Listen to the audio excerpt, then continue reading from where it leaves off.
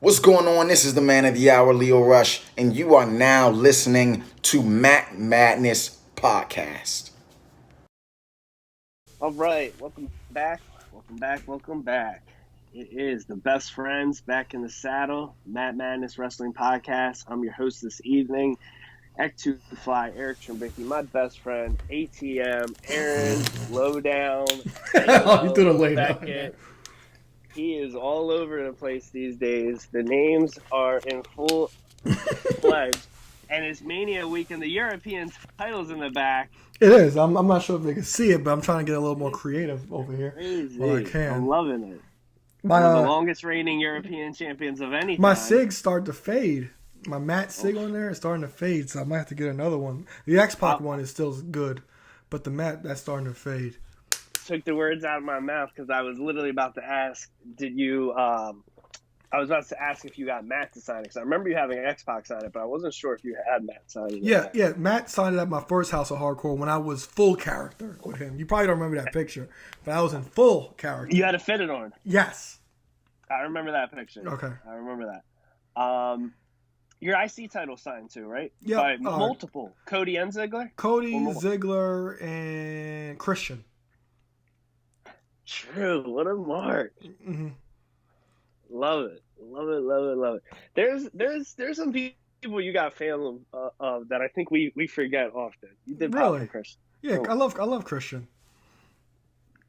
That was skinny low with him. It was. It really was. I remember that pic too. Oh, yeah. Is that black tee or gray tee? What? The Madness tee? The picture. Yeah. It was black. Black tee. Good times. All right, well, for everyone listening, while we're pandering about signatures or championship belts, today, main topic is WrestleMania week. We're going to preview this show, 2 shows. So, get a cold beverage, sip it down, listen as we predict it. And then, obviously, later on in the show, we're going to pay some homage. But we're going to get right into night 1. We got New Day, Kofi Kingston, and Xavier Woods challenging Sheamus and Ridge Holland. I don't think this is something most people are sinking a lot of teeth into, but they got to get some revenge for their fallen brother at the moment. Your prediction in this match, my friend? New Day? Day of New is my prediction as well. I think it's only the right way to go. We also have Edge versus AJ Styles, probably one of the top most exciting matches that everyone's looking forward to for the whole weekend. What's your prediction on this? I've been back and forth with this, but I think AJ's going to win the first match because I thought Edge cut an amazing promo. As you guys can see, I'm a mark for the pay-per-view posters, so I'm sure you've seen them floating around social media. Edge basically recreated the Judgment Day 09 poster from that promo. It's literally spot on in the same room and the suit and everything like that, so it's spot on. So I marked out for that a little bit. But I thought he did a great promo talking about basically saying we need each other. Like, I needed you to take you out of mediocrity, and I needed you to take me to that next level. But I thought this feud's actually been really good. But I think we'll go with AJ for this first one because Edge is this is to get AJ back on this to go to a series. Yeah, I think AJ's going to take this first one. It'll return to a series, but AJ needs this one the most because, like Edge said in this promo, to bring him out of mediocrity, which AJ has been, and that's what I've been talking about for the last couple of years. AJ, he hasn't been at main event level. He's been the IC champ, the IC champ, and the tag champ the last couple of years, but that's not what we grew accustomed to with AJ Styles in WWE. So this is AJ getting back out of mediocrity. So I'm gonna go with AJ to win this first match. Okay, I'm following suit with you on prediction. I think Edge is different, and I think he mentioned something about people like Shawn Michaels giving him that rub in the early mid 2000s.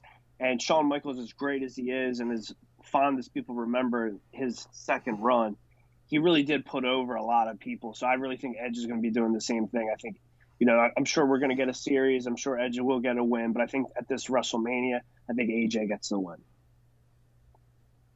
So moving on from there, we have another, third match in a row, non-title. We got Happy Corbin versus Drew McIntyre, which everyone's got to know. Happy Corbin has not lost a single match since becoming happy. I'm mad they made him happy because him being poor was amazing. They didn't focus enough on that. It was so good in the summer, over the summer. It was amazing. Stealing Big E's Money in the Bank, he wore the same raggedy shirt. He didn't get a haircut, so you can see how he's actually balding. So it was perfect. The haircut was rough. Yeah, it was. But you said Happy Corbin hasn't lost since he's become happy. And, Drew McIntyre has been on his case for a long time, and they actually drew this out for longer than you would think. This has been going on since December, and they had he had the match with Madcap Moss at day one-ish. So I'm gonna go with Drew McIntyre. He finally gets Happy Corbin his comeuppance. Okay. Why stop the streak now? I'm gonna go with you again, Drew McIntyre. I think he's gonna get the win over Happy Corbin. It's great. He's going on almost a year of being happy, or was it? It was 2021 where he got his happiness, or was it 2022? No, 2020 or? It was 2021. It was last summer. Okay. Yeah. So, Happy Corbin. It's still not going to sound bad. He lost one match to a former two-time WWE champion. He's going to have something to be a little sad about, but Happy Corbin takes the loss to Drew McIntyre. This one. So we also got night one. We got the tag match everybody's looking forward to. We have the Hollywood duo of The Miz and Logan Paul versus his father and son duo, Dominic and Rey Mysterio. I'm interested about this. I'm going to take this first. I am too. I want to see how Logan actually does in the ring. Typical heel stuff. He's somebody that is easy to hate. So people are going to want to see this match because they're either a big fan of him or they actually want to see him, get his ass kicked. Rey Mysterio is really crazy. I do think Rey Mysterio is almost one of those things that people, because he's in these lower card storylines, we really forget how good Rey is. And, it's crazy that we get as many matches out of him we do in his age and as long as his career's been, that we're still getting to this day. Unfortunately, I see the Mysterios taking a loss and there being some frustration, but I do see the Hollywood duo getting the win for the tag match. Now, which Paul is this the Paul that's always in those boxing matches? So this is, I believe he's lost matches, but this is the older brother. Jake is the one who's had more matches. Okay. But, because I was curious which one it was. But I think the Mysterios do win, but you got to get the celebrity going out on top. So I think Jake, which one is wrestling? Logan Paul? Logan. Okay. Logan so I Paul. think Miz eats the pin, and Logan takes his frustration out on Miz, and he'll kind of get his hands raised by the Mysterios because the celebrity always usually goes over in these situations, and you got to give them a shining moment. But he won't be no Bad Bunny. And we have reveals. We have reveals today. I'm very upset we didn't get a Bad Bunny. I might throw my whole laptop while we're recording this, but it's crazy. This is fourth match, and it ends the streak. Let's see what happens when I give my prediction first. So we got 3, 4. All right, I believe there's still a ton on here. So let's get into a couple championship matches. First, we also got Smackdown Tag Titles. The Usos, who are now the longest reigning Smackdown Tag Champions. So over the past 6 years, or in SmackDown, the SmackDown Live brand, the Usos have held the titles the longest. They're defending it against Shinsuke Nakamura and the Rockstar, Rick Boogs. Wait, I just said Rockstar. Was Shinsuke called the Rockstar at one point? Oh, God, what the hell did they call him? I think they did. I think you're right. Man, I swear I didn't even set that line up. It was something like that. Oh my goodness. No, it was the artist. Even worse. It was the artist, but you might be right about the Rockstar thing, but I know it was the artist. Well, I'm gonna rock out and give him a prediction first. Rick Boogs has been doing great out there with Shinsuke. I think they want to give him the rub and put some hardware on him. Unfortunately, I see the Bloodline dropping the belt still. Really? My gut, obviously, I'm a fan of the Usos. They're the greatest tag team WWE has on the whole brand. Shout out to the New Day, but still, between all brands, the Usos, they're it. I hope they drop a 1D and get the pin, but my gut tells me Shinsuke and Rick Boogs get the W. I'm shocked you even know who Rick Boogs was. I'm mad I know who Rick Boogs is. I'm going with the Usos, though. Okay. Now, keeping it title heavy. Rumored to be the main event, again, we got 2 more segments for night 1, but I'm going right to be what might end the show. It's going to be the Raw Women's Championship. Becky Lynch. I'm sorry. There's a few matches. My apologies. We got both women's titles. First off, we're going to go with the Raw Women's Championship, Becky Lynch versus Bianca Belair. I actually think that opens the show. You think it opens the show? I think that opens the show, and I think Ronda and Charlotte are semi-main, and Owens and Austin end the show. Okay. So technically, with the way the storylines are going, the Raw Women's title should be the one closing it. If one of these, or be the latter. I love Bianca cutting Becky's hair on Raw. I'm going with Bianca getting the win and becoming the new Raw Women's Championship. Yeah, new Raw Women's Champion. Yeah, I'm gonna agree. They did a great job, kind of like drifting them apart as long as they did, and still kind of like having them be able to come back to each other. Like I said, Becky she defended against Doudrop, Liv Morgan, and she had a thing with Charlotte going into Survivor Series, so they were kind of apart long enough for you to kind of remove yourself from what happened at SummerSlam and post SummerSlam. So I'm going to agree with Bianca Belair as well. I think she's going to get her moment again in WrestleMania. But I do think she opens the show and sets this tone for the show. Awesome. Yep. So I think, once we get championships back in the line, we got away from tag division. Now we're getting back on our predictions online. I'm going with the SmackDown Women's Championship up next. We got Charlotte Flair defending against the returning Ronda Rousey. Believe Ronda's first singles match since returning? Yes. I'm almost positive. Can't imagine she hasn't. I guess she's 1-1 at the greatest show of the year. I'm going with Ronda winning her first SmackDown Women's Championship. Yeah, I'm going with Ronda as well because they keep teasing that she's been training with Shayna Baszler and Kurt Angle with the ankle lock. And I think she finally actually gets Charlotte to tap out because Charlotte has got the upper hand on Ronda in the most recent weeks. So I am going to go with Ronda Rousey to win the SmackDown Women's title. And I'm curious to see what they're going to do with those since they're unifying the Universal and World titles. So I'm not sure how long they'll wait it out to, but I can at least see SummerSlam that we get the Becky and Ronda showdown that we didn't get for WrestleMania. But I am going to go with Ronda to win the women's title from Charlotte. Okay. So 2 other hot things for night 1. We have Seth Rollins versus to be announced by Mr. McMahon. You want to have fun with this first? When I tell you, we all can say it's Cody. We can all say it's 99.9% Cody. But that little 0.1%, if it end up to be Gable Steveson or Shane McMahon, I love the internet sometimes when the internet cries. And I cannot tell you how happy I would be to see everybody cry. But I do believe it's Cody. And an important thing about it being Cody now, especially waiting so long, because we didn't hit on this, the presentation for Cody is key. It has to be the same. He cannot come out to smoke and mirrors. He has to come out to his current theme song, his Aew song. He has to come out to that. Kingdom. Sure. He has to come out to Kingdom. He has to keep the same presentation, the same look.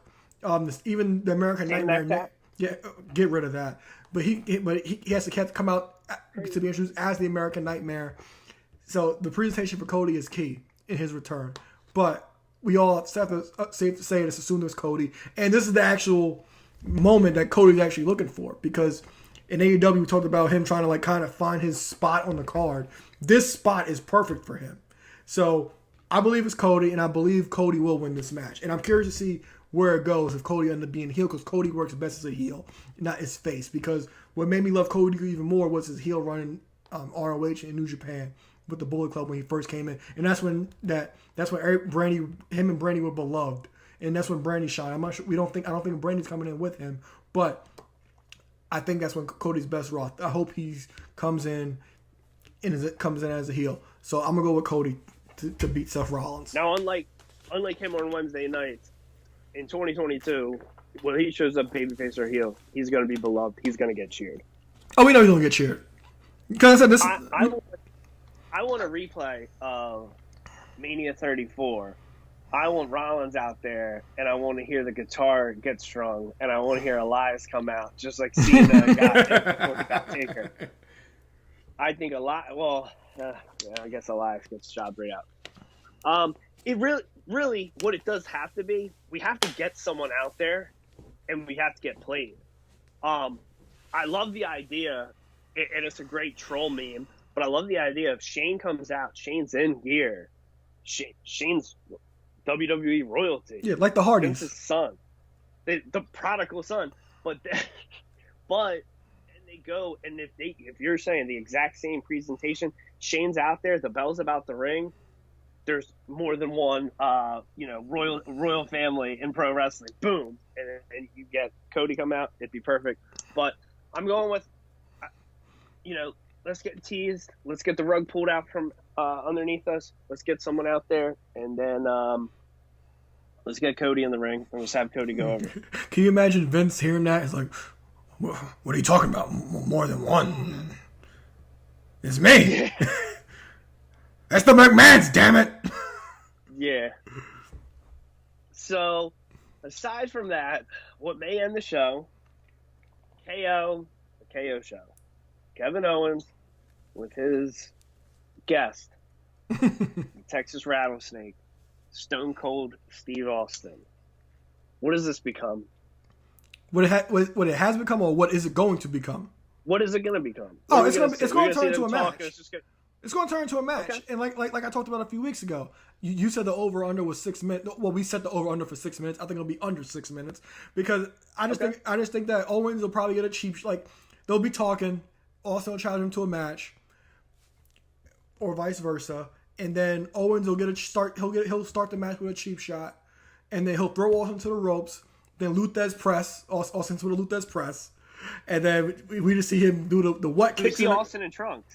That's why I don't know, because I don't know if he's gonna wear trunks under them tight ass jeans he wears. But I'm curious. But like I said, Owens going cheap shot him, throw him into the ropes. Austin's gonna come out with Luthez press, throw him to the corner, give him the what stomps, and then hits him with a stunner. And that's the end of the match. And that's how the night ends. Sends everybody home happy. Under 6 minutes, as you said. Under 3 minutes. Are you changing it now? If it's I'm asking. Do you think it goes under 3 minutes? It'll be over 3 minutes. It'll be under 6, but over 3 minutes. Send everybody home happy. We pour. Pour water. I'm gonna be home. I'm gonna be happy. Beer. I mean, I'm drinking water at the moment, but I'm gonna be pounding beers while this is happening. I might even spill some on me. Night one. If we get now, also, hopefully they play us. Let's get. You know what? I would love also Rollins to have a match and it not be Cody, and then he have a match at night 2, and then it's Cody. But night 1 should be fun. We got 3 championships on the line. We got Kevin Owens, and we got a surprise from Vince. Who knows what we're gonna get? Again, obviously, that's the prediction for night 1. We're about to get into night 2, but also aside from that, Friday we got a handful of people going to the Hall of Fame. You looking for? I know you don't normally watch them live. You look forward to any of the speeches for any of this year's inductees. Vince is inducting Taker, right? Yes. Yeah, I'm looking forward to that because I want to kind of hear what Vince has to say about the Undertaker, because that's like his loyal soldier, and Undertaker never left, and I'm really want to see what he has to say about him. And who else is? Of course, the whole Shad thing. I'm interested to see that. I'm not interested to see if they're gonna have any words for him. I'm interested to see if JTG will end up being there. Who they do get to say some words about him. I'm interested in seeing that. And of course, Scott Steiner, because Lord have mercy. I just hope he does math. I hope he shows us how to do math, as always. But whatever he has to say, I don't care what he says. What he told me his mouth, I'm looking forward to it. So that's what I'm looking forward to. I usually don't watch the Hall of Fame all the time, but I usually catch the clip. With all due respect to Booker T's wife, because I did not watch when she was in there. Aside from her, I'm really when she was part of the roster. I'm really looking forward to it. It's a solid cast. Shad going in, that's going to be great. Obviously, I assume JTG's got to be there. I know he's under contract with NWA, but we've seen Nick as champion there for Mickey. Steiner brothers. I know we got figure reveals today, and obviously it's too soon, but don't make me wait 12 months. I only need one Rick Steiner figure, but there's like 3 minimum Scotts we need. And we'll probably get on that later. I look forward to seeing Vader going in. I'm assuming Foley inducts him and his son receives it for him. And then I think that's it. But Taker should be really, really good. I look forward to his acceptance speech, which I anticipate to be really special as well. So, jam-packed weekend. We got all that stuff going on. There's the Ring of Honor. There's a Ring of Honor show, which is going to be Tony Khan's first product for Ring of Honor. And then night 1, night 2 coming in hot, but less matches announced at the moment. We're going to start off with one of the most recently advertised matches, the returning Bobby Lash versus Omas. I'm curious about this match because Omas he hasn't been a singles for really long. And Bobby Lashley seems like he's a good opponent for him, but I'm trying to figure out. But like I said, like that whole build for Omas hasn't been that long, and if anybody needed to be Rollins' opponent for WrestleMania, it should be Lashley because Rollins supposedly is the one who knocked him out of the chamber match and gave him that concussion. True. But I'm torn. Because it's kind of hard for me to see Lashley being world champion, but then losing to Omas. But this is WWE, so I'm gonna go with Omas. I think Lashley's gonna put up a good showing, but I'm gonna go with Omas. I'm going with Lashley for so many reasons. It's the typical WWE booking of a big man. They got him out there in handicap matches over and over and over, and he's squashing tag teams. The Viking Raiders got demolished. These guys that should have been just contending for the Raw tag titles got chewed up and spit out.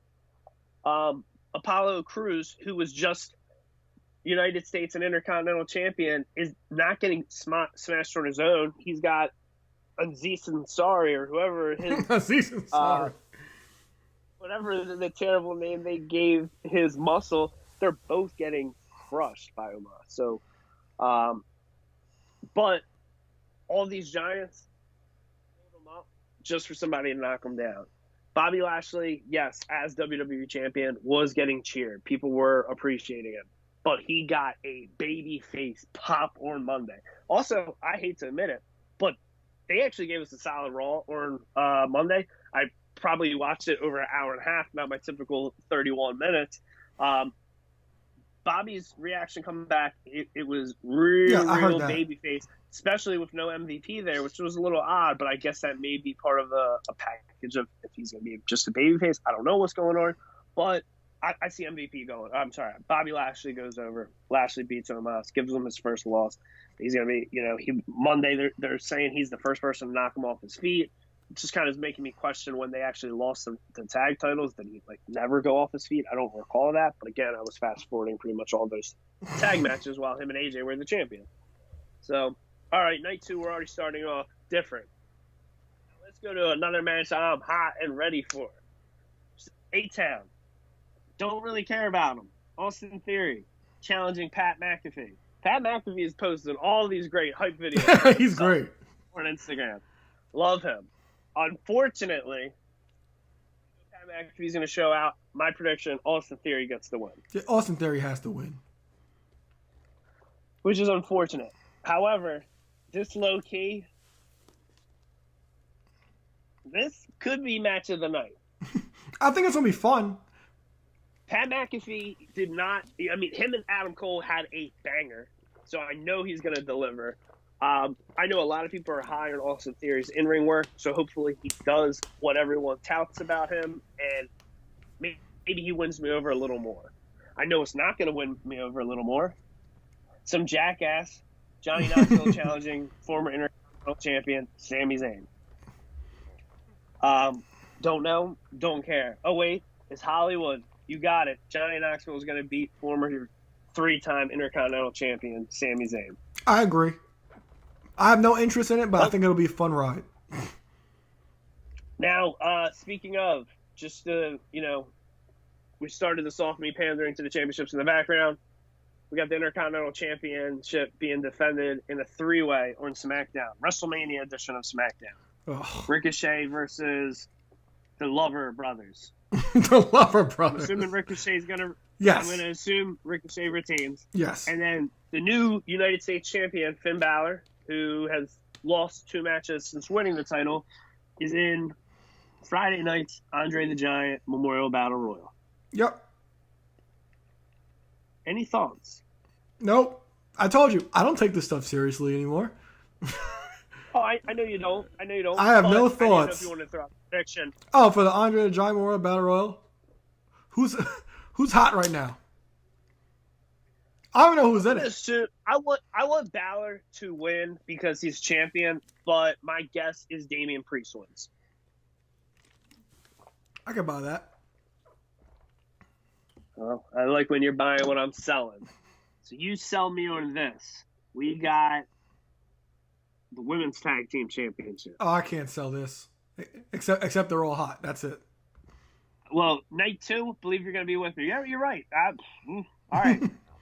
And Queen Zelina defending. I'm sorry, they're dropping the titles. To who? Naomi and Sasha? To Liv and Rhea?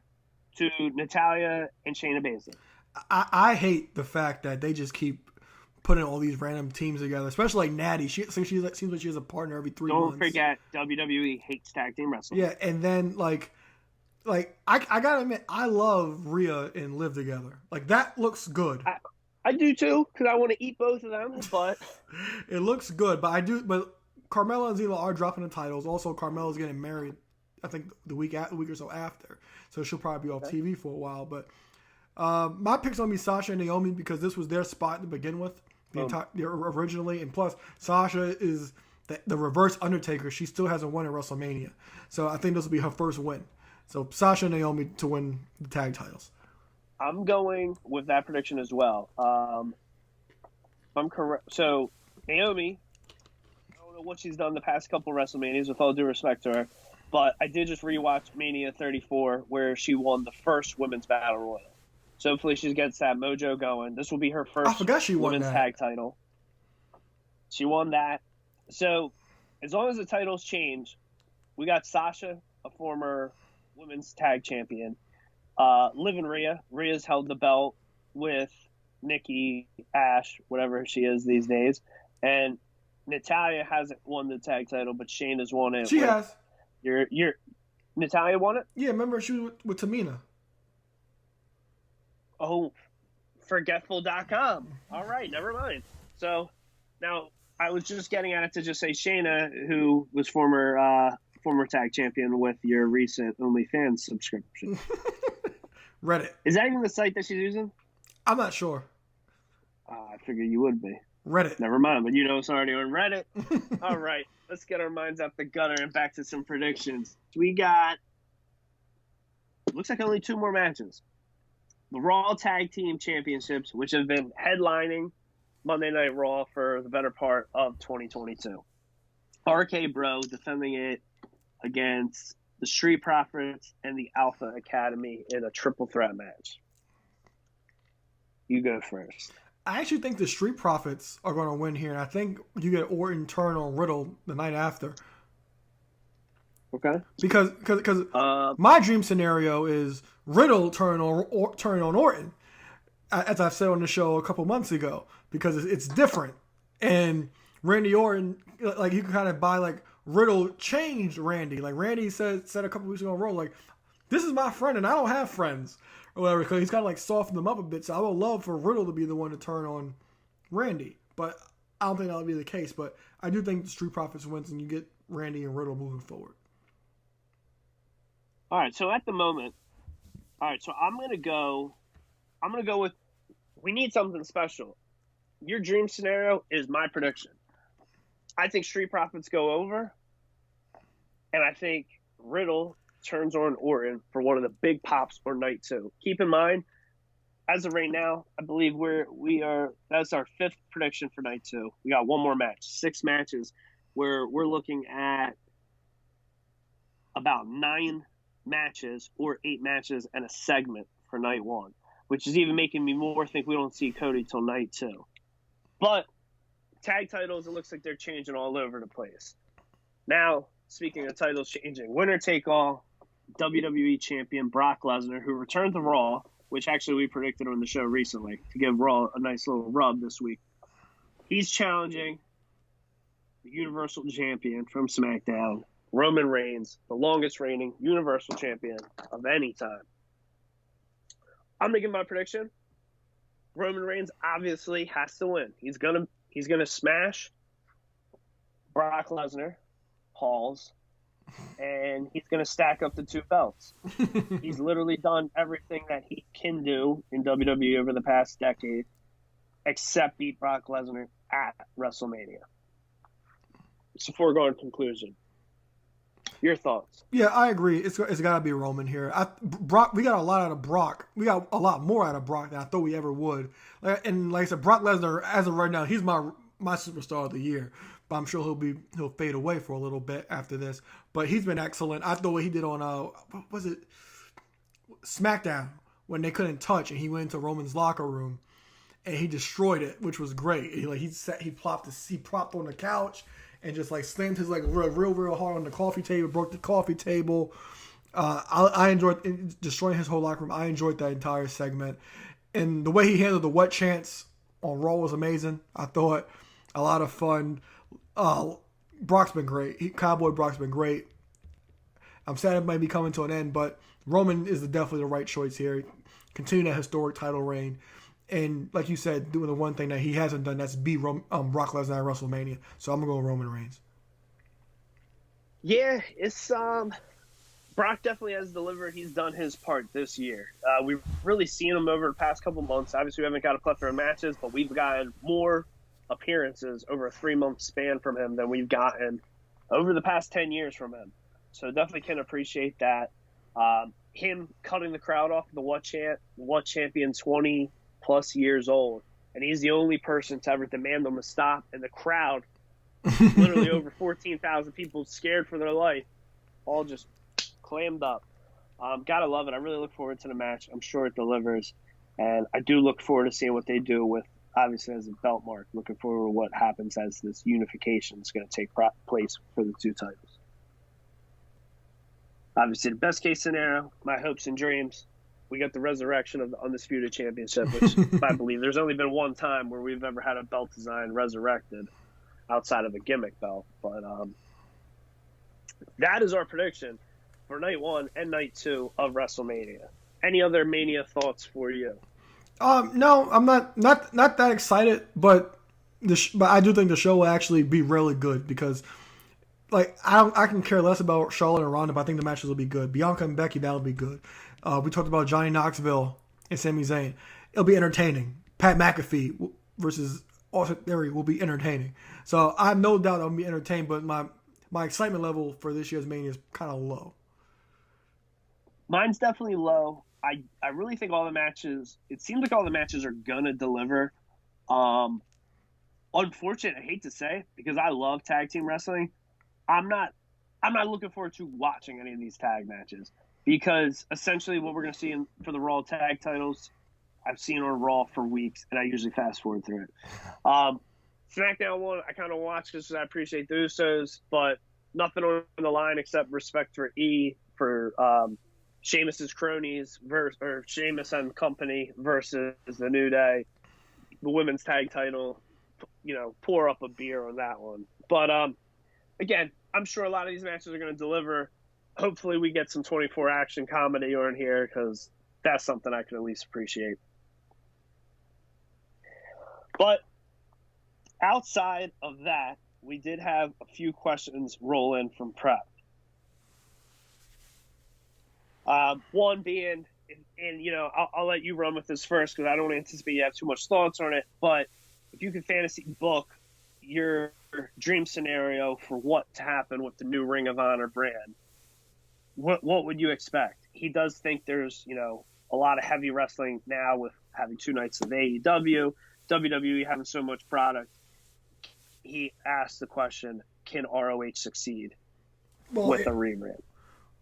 Well, is it really Do you deem a rebrand and a relaunch the same thing?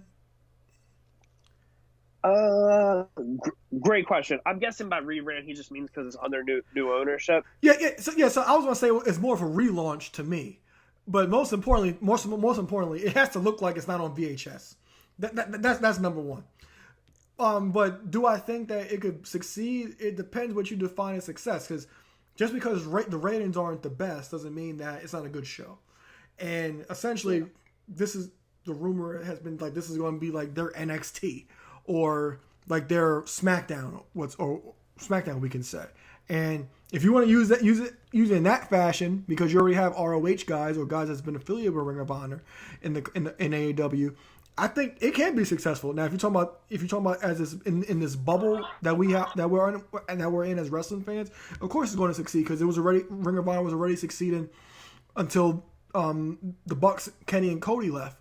But I do think it can succeed, but it's not going to succeed on a WWE level. If you talk about as far as being entertained, getting good matches and good storylines, and titles feeling important, of course it'll succeed.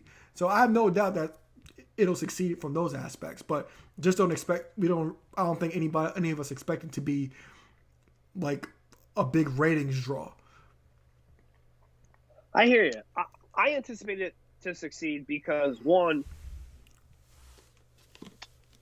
All right, I'll pose a question to you before I explain. It's a simple yes or no. Would you say AEW is a success?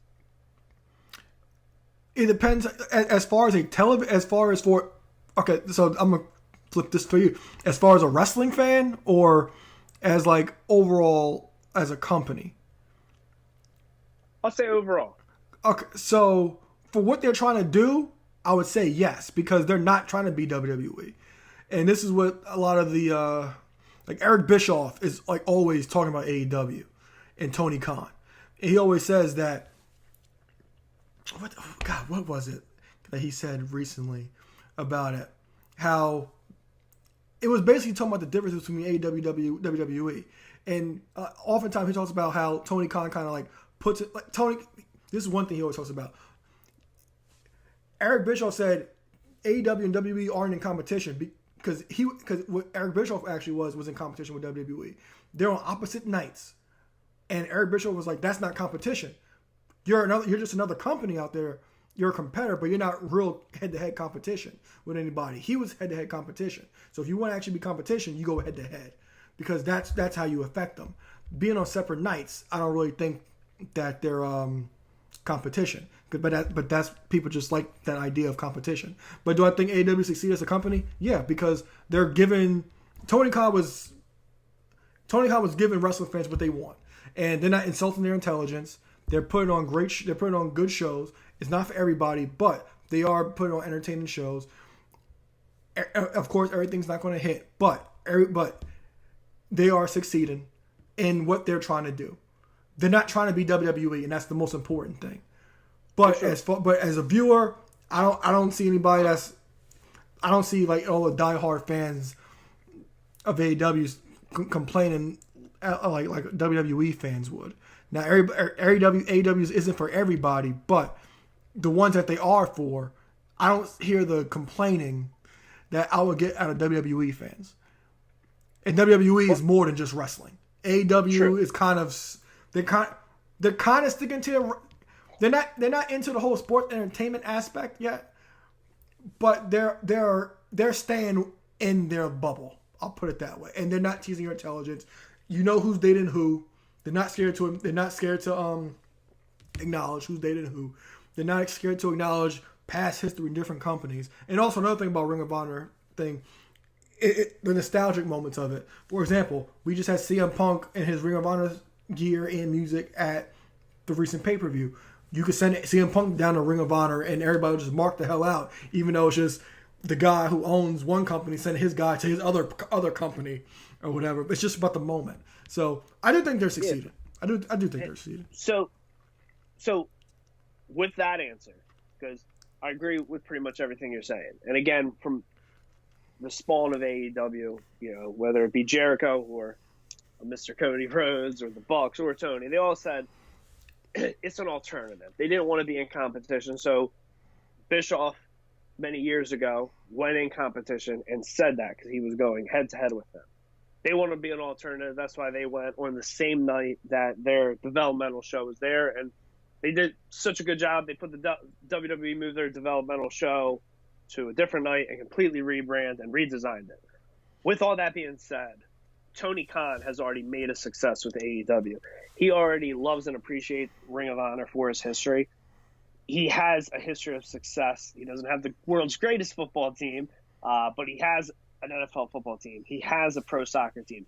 I don't think he's putting his name on anything without getting some type of success. I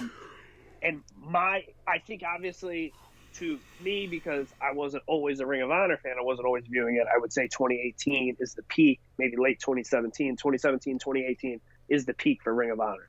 If they can get to that level and or beat it, I think they're a success. I think if they start running 5,000 to 10,000 seat venues, they're a success. I think if they have people talking about it and paying attention, they're a success. I think if we start seeing their Ring of Honor Pure Champion, their Tag Champions, their World Champion, their Women's Champion, Television Champions, Six-Man Champions, and so forth, showing up on Dynamite and Rampage and making those titles somewhat relevant, I think the company will be a success. We have some of these titles being defended this weekend. This is not a Supercard of Honor preview show. I'm just going to give my thoughts on. I love Tony Khan's going to make something special happen. I don't know if I'm going to be viewing it. I'm definitely going to catch some type of recap.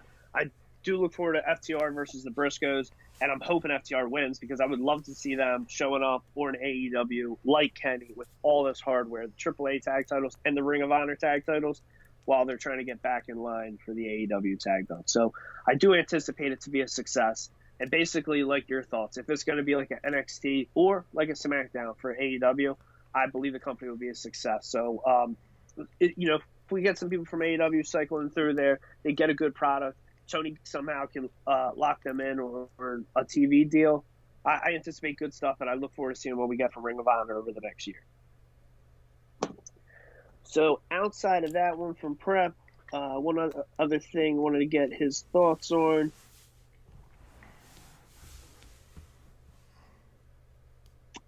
When it comes to sneakers, all time, wrestling history, who has the best shoe game in wrestling history? I'm going to let you go first. I'm different, so I don't give a damn about everybody. Like, at this point, anybody could buy anything nowadays. So, for me, my answer might shock you, but I'm going to go with Big Kev. Okay. Because he's always, and I'm a simple guy. He always wore the shoes that I deemed the essentials. Okay. And he always had it. So if it wasn't for him, it would have been Shane. But then when sneaker blogs came, Shane went over the top with it. But Shane was always known for wearing Jordans in his matches. But I'm going with Big Kev because Kev wore them all the time. I'm going with Shane because you saw Shane in recent years wear them in all segments. And then be smart where you're going to wear a Jordan 1 or a casual, but, you might fly from the turnbuckle to the announce table in fragment 1s. But when it's time to lace up and have a match, he's wearing modern technology, the newest Jordan. But if we do go back 15, 20 years ago, he is competing in Jordan 3s or, SC trainers. Mm-hmm. So all time, I got to give it to Shane because you always saw him in them, and he competed in them. I think it's a landslide. And when any wrestler tries to say they have a better shoe game than Shane, it's always been comedy to me. So at this time, and most importantly, I got to turn the reins over to you. Before we get into fig reveals, I believe briefly, I don't even know if we got into it last week, but no, we didn't. The announcement late last week, Paul Levesque officially retires from in-ring competition. Got that beautiful 01 Triple H t-shirt on. Or no, 02, I'm sorry. Yes. From his return. I guess his last babyface t-shirt, to be technical. No. Is that the one that he's wearing when attacked Sean in the garage? Yes. Then what would be his last babyface shirt after that? Well, he was a face like in 06 when Diaz came back. I'm sorry. I guess I meant in 02, yeah. Was his last one before he turned. Yeah, it was. But great shirt, great moment. Thank you. The fig reveals. I wish we got Sean from that era today, but let's continue to pay homage to Paul Levesque. Yeah, so like, I never expected him to wrestle again after I heard about that whole thing last year. And then as I've told you for years, once he cut his hair, he was gone. Triple H was dead to me. It was Paul Levesque, and that was I told you that the second he cut his hair, 8-9 years ago, whenever it was. But like, of course, like, and like, you know me, like, I'm like, okay, you're done. Like, it's not the same, especially after that whole debacle with Taker and Kane at Saudi a couple of years ago. So it was over, but definitely a sad thing to officially be over. But yeah, so of course, you know, everybody goes down the rabbit hole of memories of Triple H, and you sent me the reel of JR when he was good. But JR, when he was good, and how much Richie Lloyd, and how much he hated Triple H. First thing off, like, I will. It's so small, but I will always love when JR would just call him Helmsley. I don't know why, but he would just call him Helmsley. I always love it. But you sent me the reel of Saint showing him like, Triple H, you son of a bitch! God damn it! God damn you! Damn you! JR was so great at that. JR was so great at that. But yeah, so for me, like, Triple H, like, everybody was an Austin guy. Everybody was a Rock guy. I was different. I was like, who's this guy? You know, he always had like the best music or whatever. He always had like this cool look to him. It's like that. I like him over Rock and Austin. And when you look at Triple H, you think about like all the moments in the matches, and I'm not sure which way is more because all the matches were great. The moments were great, like the match with the Rock at SummerSlam with the IC title. I thought for Swift Pauls, I thought for this segment alone we had to phone a friend and get Joe Laugh here just to have him pay his tribute. Yeah, I don't know if he would just paid homage at all. I don't even know if he would. But remember how much he would have crapped on all his matches? Oh yeah, but of course he would. He like, well, he's in there with Shawn Michaels and Chris Benoit, and I'm like, oh god, can this guy get any type of credit? But like, you think about the moments in the matches, and I'm not sure which one outweighs which because they're all great. He's definitely one of the guys that can actually do both. It was excellent at both. You think about the whole Daniel Bryan stuff, like the match at WrestleMania 30 is definitely a top opener in WrestleMania history. I talked about his feud with The Rock, especially with them coming in at the same time, and they both climb the ladder together and get to the top of the card. The stuff with Foley, because people keep talking about who's his biggest rival, and to me, it's between Foley and The Rock, and I kind of would side to The Rock because they came in at the same time and they would try to up each other all the time. But if you told me Foley, I'm not going to argue with you because those Foley moments are great. The night after SummerSlam '97 when Foley debuted Cactus Jack, when he brought back Cactus Jack in 2000, all great moments. Even the match the month prior in '97 at Canadian Stampede. I think it ended in a count out, but it was like a brawl throughout the entire show. I recommend watching that, by the way. And like the moments itself, like I would hope that anytime you hear like Triple H forming his DX, I will always think that you think of me. And like whenever I get married, that's how I'm telling my wedding party, you're my wedding. I love that. I think, been obsessed with that promo, and you're the only person I've ever met in my life that I know adores it as much. Yeah, it's so good. It's so good. You know, you look to your blood. You know, it's so good. And the fact is, like, I never knew he did that until you guys showed me years ago. I never knew he slapped his arm like that. The debut of Evolution promo, amazing, because it was like, wow, like this is really like this makes sense. It's like a lineage of a legacy and a lineage of evolution of the business. And just so many moments, so many memories. Like I can go on and on about matches. I just said my favorite Triple H match of all time is still him versus The Rock at Backlash 2000. It might not be a high regarded match, but if you ever watched that match, just watch the entrances for both of them. You have many times on this show express your love for the pageantry of that match. Yeah. The chaos, the shenanigans. Yeah, but it's not even that. Just watch the entrance. Both entrances, because there's a part when Rock comes out, you can't even hear Lillian announcing Rocky.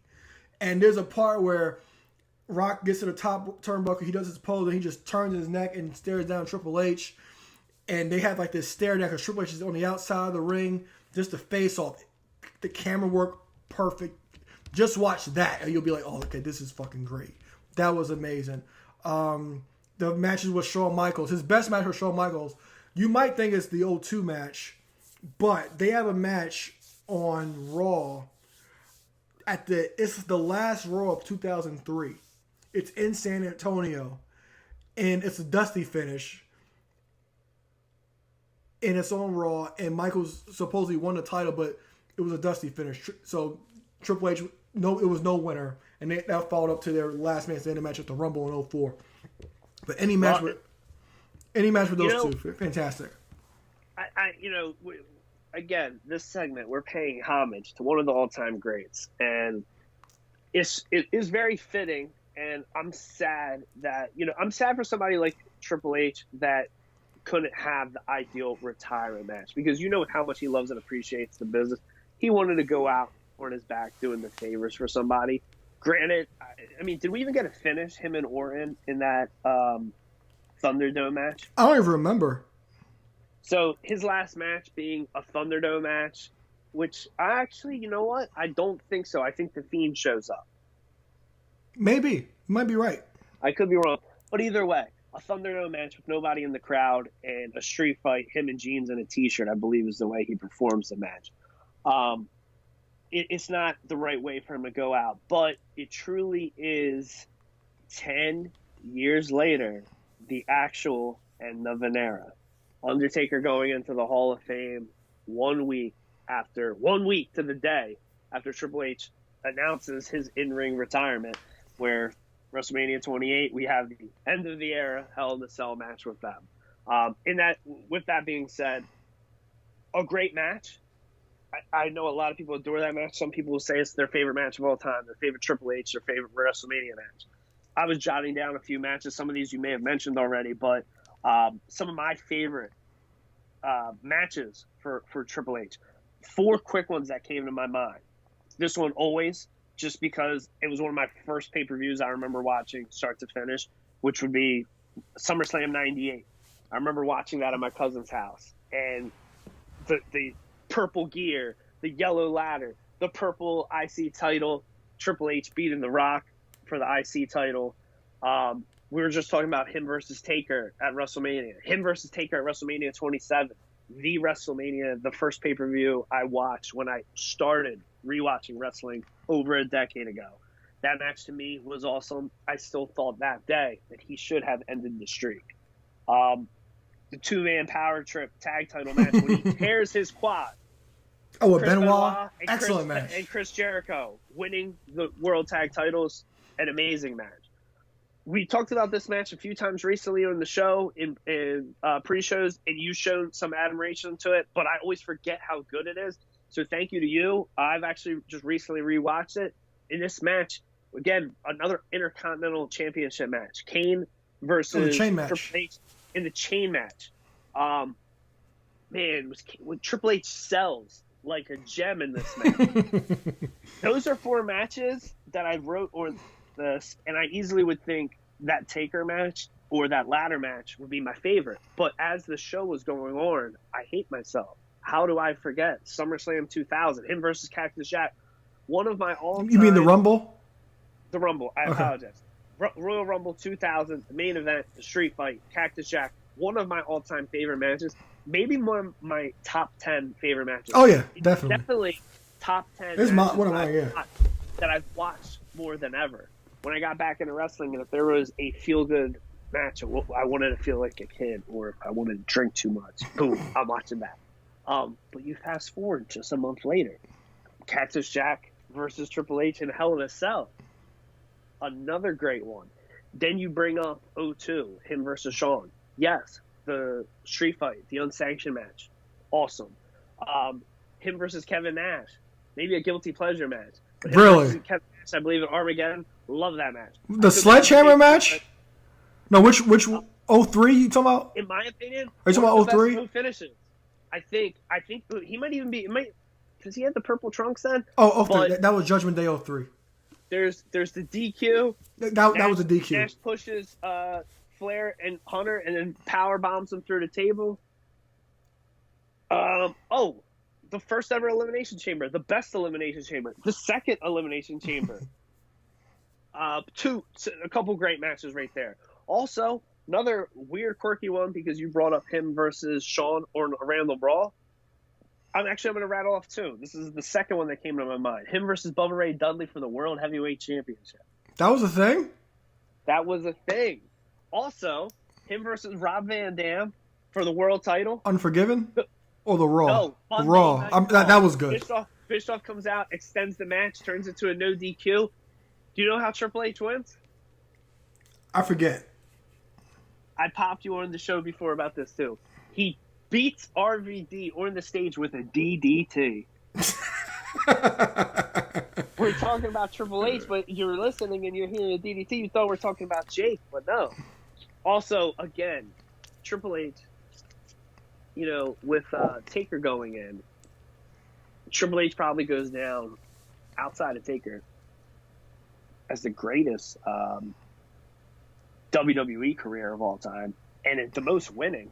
You got the European title over your shoulder right there. He was the third person to ever hold it. The guy's won more belts than almost anybody ever.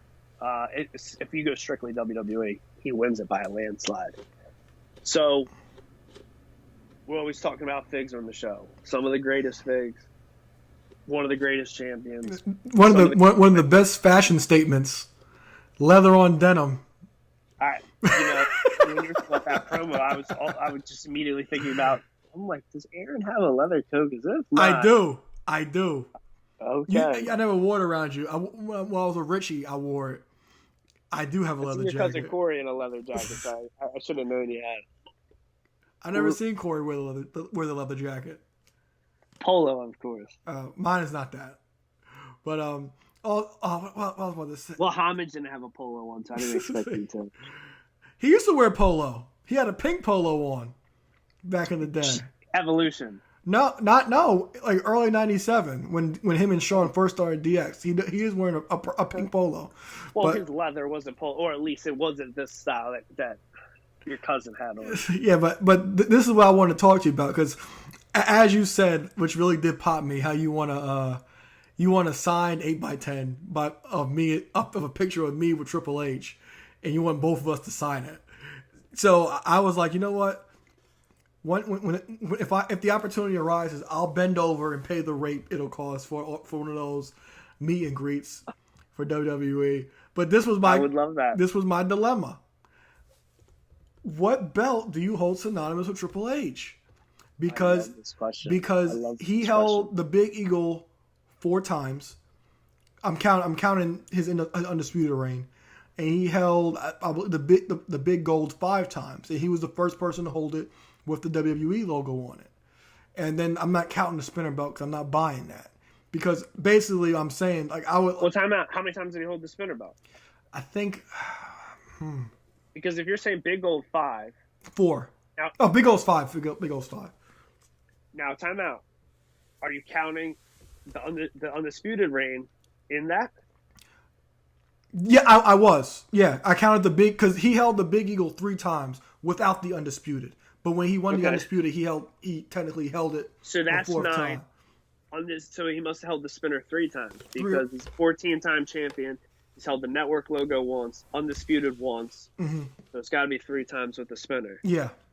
Which now again, I wasn't watching at that time, but the pictures of him holding the spinners always has made my stomach turn. Yes, it's gross, and it's him wearing it. No, it's gross.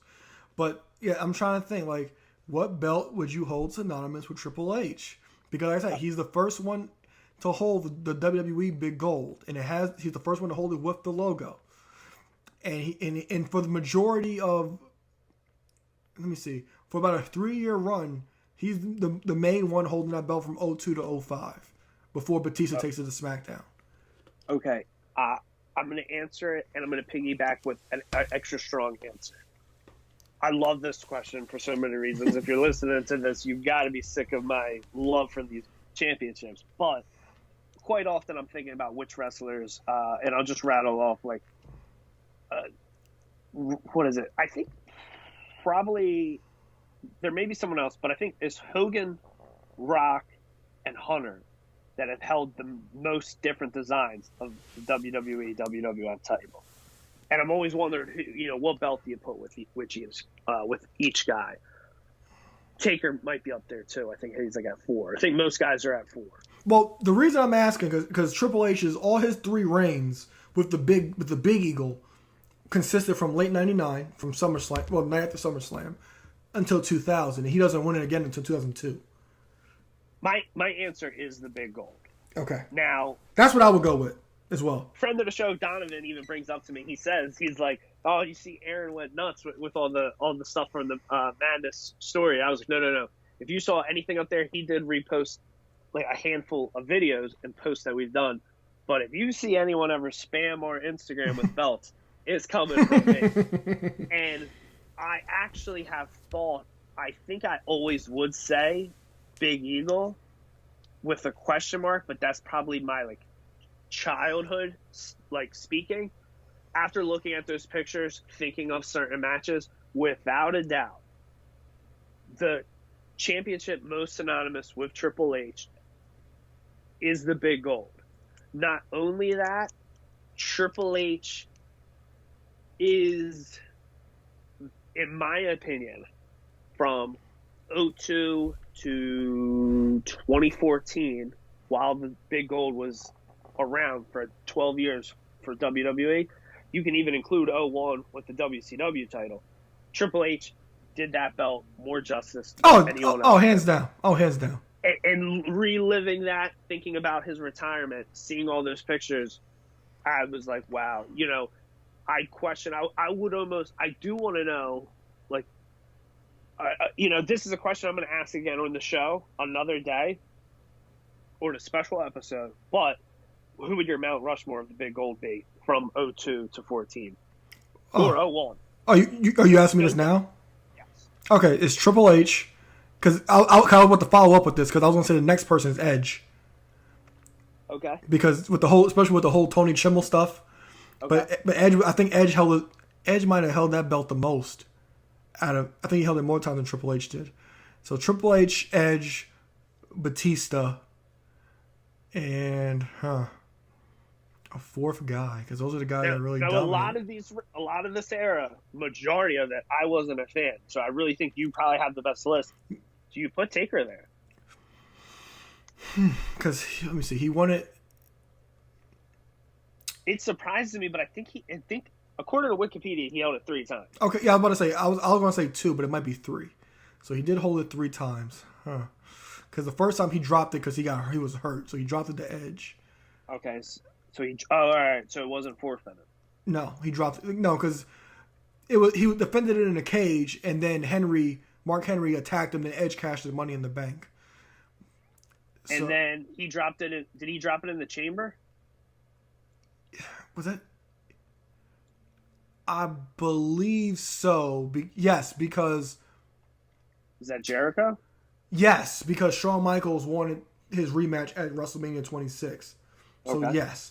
So it might be Taker, because the next person I was going to say, only other person really that held it like that to any meaning was CM Punk, but his reigns were mediocre. So if anything, I'd probably say The Undertaker is the 4th. So it is that in that particular order. Okay. So Hunter, Edge, Batista. You put Batista over Orton. Orton only held that belt 1 time. Well, actually, in that 02 to 05, 02 to 05, 1 time. Oh, I'm sorry. Well, I'm overall, like 3 or 4. Well, again, so I'm saying when I said Mount Rushmore, I meant of, I guess, 01 to 14. Okay, so I'll take, if that's the case, I'll take Orton over Batista. No, I'm not taking Orton over Batista. I'll take Orton over The Undertaker. Okay, so you were going. Triple H, Edge, Batista, Orton. All right, 3 guys from Evolution and Orton. Well, okay, strong list. There's going to be another segment coming up in a few weeks where we dive more into that topic, but I love that. Well, we're done paying homage to the big gold. What else do you got for Paul? Your GOAT, your favorite of all time. I think that's about it. Of course, everybody sit there and say, well, he buries everybody or whatever, but who hasn't buried anybody in wrestling? And as always, nobody wants to put out the good, because I talked about this throughout the years on the show about the good he did for Jeff Hardy. Because I remember watching it. Probably matches we forgot to mention. Yeah, because I remember watching it. I'm like, Jeff Hardy's in the world. Jeff Hardy's challenging Triple H. Like, I know he beat him that one time in 2001 for the IC title, but I'm like, Jeff Hardy, and then like him putting Jeff Hardy over all those times. It was actually really good. Put over Shelton Benjamin, put Shelton Benjamin on the map. And I've always said, I've always given people CM Punk and Booker T. I've always given them that. But the Booker T, I'll put an asterisk next to it because Vince never put Booker T over any of his guys. But I'll give you those two. And I'm not really going to debate you about it, except for that whole Vince thing with Booker. And that's about it. Because like I said, the moments are there. He's probably one of the top 5 heels of all time in wrestling.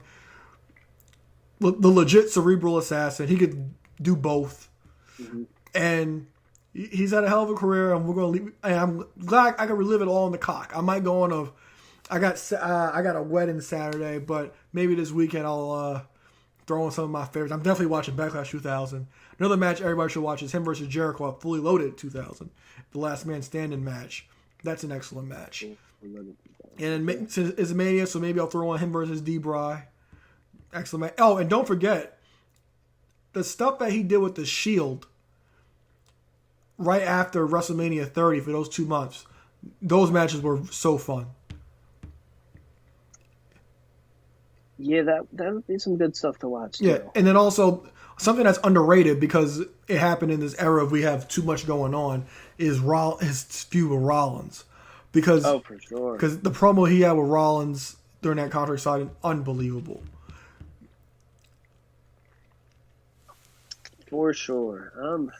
Just sort of trying to rattle my brain. I'm sure there's, the cool thing about that, there's going to be one of those we're going to be done recording, and we're going to be thinking about matches that we didn't mention, and there's going to be people listening to this that are like, how did he not mention this? How did he not mention that?